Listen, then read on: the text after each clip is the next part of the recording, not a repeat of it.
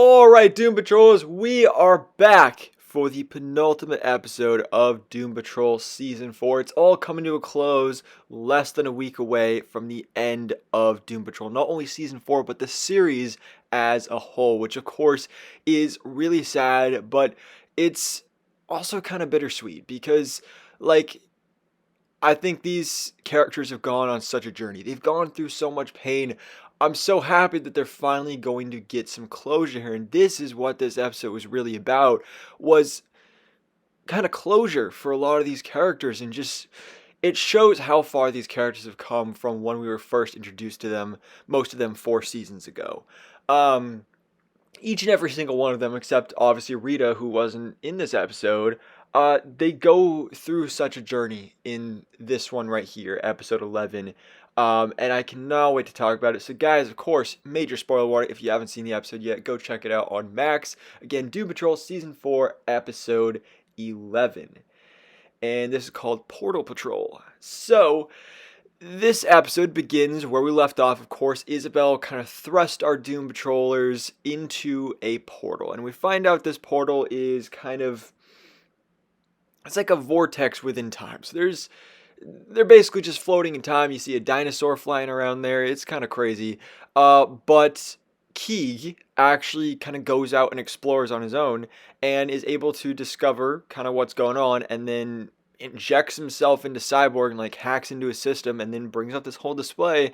And basically Cyborg is then able to explain that there's these different portals where the longevity is. The longevity can be found on the other side of these portals. No Isabel, no skin tag or anything like that. It's just a straight up longevity. So they decide, obviously, they're going to go into these different portals and they're going to go get their longevity back because they need to fight back against Isabel, save the day, be the heroes that they are, and, of course, actually be able to live and have longevity once again. So each of our Doom Patrollers go into a different one. We got Cliff going into one by himself, we got Rouge going into one by herself, and then Jane and Larry go into one together.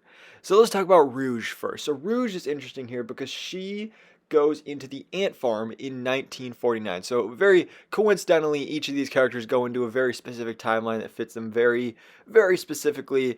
And Rouge goes in here, and of course, this is 1949. Niles has been paralyzed. He's in his wheelchair. He's working at the ant farm, and he has the immortality necklace, and he's doing some experiments on it in the ant farm. So Rouge comes in. She basically knocks him out. And then we get a really funny moment here when a younger version of Rouge comes in the room, and so Rouge of present day has to impersonate Niles and act like she's him and, shapeshift and all that stuff. So that was really funny. But of course, even the younger version of Rouge is able to realize that that was not the real Niles, that is some sort of shapeshifter. And when she realizes it's herself, we get a really interesting conversation between the two. One that I think is really important for our present day Rouge, because she finally gets to confront herself and address all of her demons for the last time. And who knows, because obviously time travel is weird. There's always different rules. If you obviously right now, the Loki Disney Plus series is going on right now. Time travel is a big thing in that series, but time travel there is completely different from the way it is here. On there, it'll create a branch timeline. On here, if you change something in the past, it will affect the future. So I'm kind of curious, will this affect the future? Her telling her past self about all this horrible stuff, because her past self, she thinks that what she's doing is good, at least at the moment. But if she comes to this realization that she's the bad guy, is that going to change her in the future? I'd be really interested to see how that would affect things in the future. But now let's talk about Cliff. So Cliff goes a little earlier in time here, where we also meet up with Niles Caulder. He goes to Paraguay 1948, so just a year before, and this is Niles Caulder. He has just discovered the immortality necklace. He rushes into this bar to meet up with Willoughby Kipling, which was great to see him back as well. Just awesome to see Niles Caulder back in this episode in general. Obviously such an important character in this show, so it's fantastic seeing him back. So he rushes in here, he's telling Kipling all about it, and then Cliff shows up, he comes through a portal, and Rouge was trying to be sneaky around everything. Cliff, no, he is not sneaky at all. He just crashed in there. He's like, yeah, I'm in the future. You ruined my life, and I need that necklace, blah, blah, blah. And he's just like very aggressive and upfront about it. And but then he also kind of tries to relate to Niles and kind of compromise with him, because he's like, look, dude, I know why you're doing this. I know why you want the necklace. It's so you can outlive your daughter. You can see your daughter grow up. And then he brings up the whole, my daughter's alive. I have a grandson now. All I want is to meet him, to be able to hold him. And if I get that necklace, that's what I can do. Now some crazy guys with like electric axes show up, and we get a little mini fight scene between Cliff and them, and it's both kind of a funny and like really sad moment when Cliff is trying to protect Niles, and then he like throws him against the bar and breaks his back, which again, it was kind of funny, but also like really disturbing and kind of crazy, the fact that obviously we know Niles was paralyzed. We know he was in a wheelchair, but we never really knew exactly why. So to find out that the way he became paralyzed was from Cliff traveling back in time and trying to save him, and then Cliff is the one that broke his back. That's actually kind of hilarious. And such a cool connection there. But after this, of course, Niles is like lying on the ground and he's like kind of dying. And Cliff was like, oh, this will be easy. I can just take the necklace right off. But then he comes to this realization that he can't do that. Also, who knows what would happen with time and everything. Some sort of time paradox would be started. But he makes the selfless decision and decides to leave the necklace, which again is such a huge thing for Cliff. 4 seasons ago, that is not at all something that he would have ever done. Cliff is a selfish asshole, and now here in this episode, he did one selfless act with all of his pure hatred of Niles. He did that, and it's such a full circle moment, because he's always hated Niles so much. That's been such a big thing for him in the season, even past his death.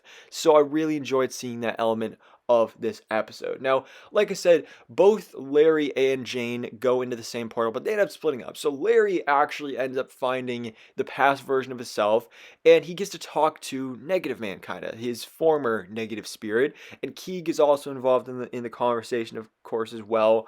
And basically, this character of Larry has always been fearful. He's always been a procrastinator, and he finally has this conversation to kind of confront things with Negative Man, so that now he's going to be able to come out of his shell and do what's necessary for him. Probably, hopefully, find love. Mr. 104 can come back and still have a chance at fatherhood, because he thinks that he's dying. Again, he's living in a world of fear, but Negative Man basically kind of tells him that he's not going to die. He's going to become one with the sun, which I don't know exactly how that's going to work, but obviously we know next week is the last episode of the series, so everybody's going to get their own endings. Some of these characters are probably going to die.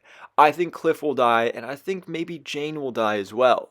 But Larry, it looks like, will live on, but in a new form as part of the sun, which again, it's a little weird and interesting, but kind of cool, and I'm really excited for it. Now, Jane probably is the biggest thing going on here, because she has this moment where she meets up with Niles Caulder, and, obviously he won't give her the necklace, but then she's like, okay, well, maybe there's this other thing that you can help me with. And they go back in the room to their, like, interview room, and they sit down and they just talk about things, and Niles, of course, through his therapeutic wisdom, he's able to make her come to this realization of, like, she needs to admit what she maybe really knew this whole time, which is, of course, that she was sexually assaulted by her father. She keeps thinking through this whole series that she's just a persona. She's just there to protect Kay.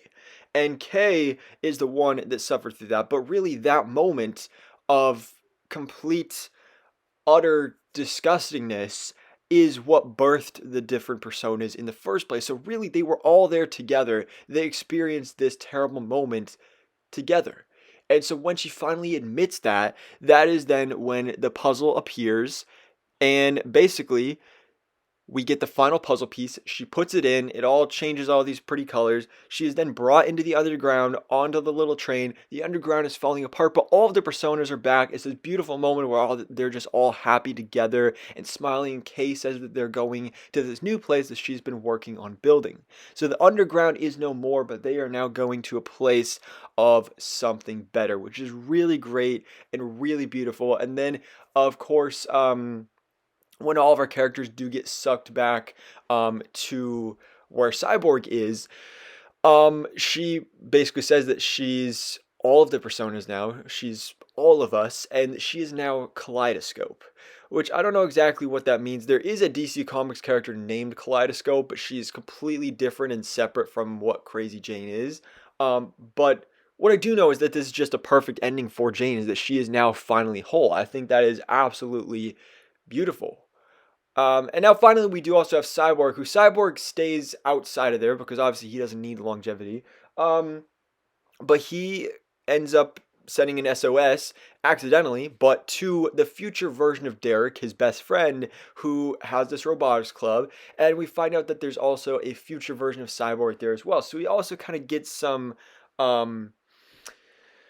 reconfirmation that this decision to go back to being Cyborg was a good idea, and that he has a happy future with his best friend to look forward to. So I think that was great. I think that was beautiful to see, and it was just really great. You know, he's always had this confusion about what he would become, and now he finally has that clarity at last. So of course, all our Doom Patrollers are then sucked back to where Cyborg is. None of them succeed at getting the longevity, but they're all okay with that. So they're like, all right, we need to go fight the Butts. We need to go fight Isabel. Let's do this for Rita. And I have no idea what type of role Rita is going to play in the final episode. But I'm really excited for this because this is the penultimate episode right here. We have one episode left of this series. Final predictions. Obviously, Vic's going to be good. You know, we saw him in the future. He's going to be Cyborg going forward. Rouge, I think she'll...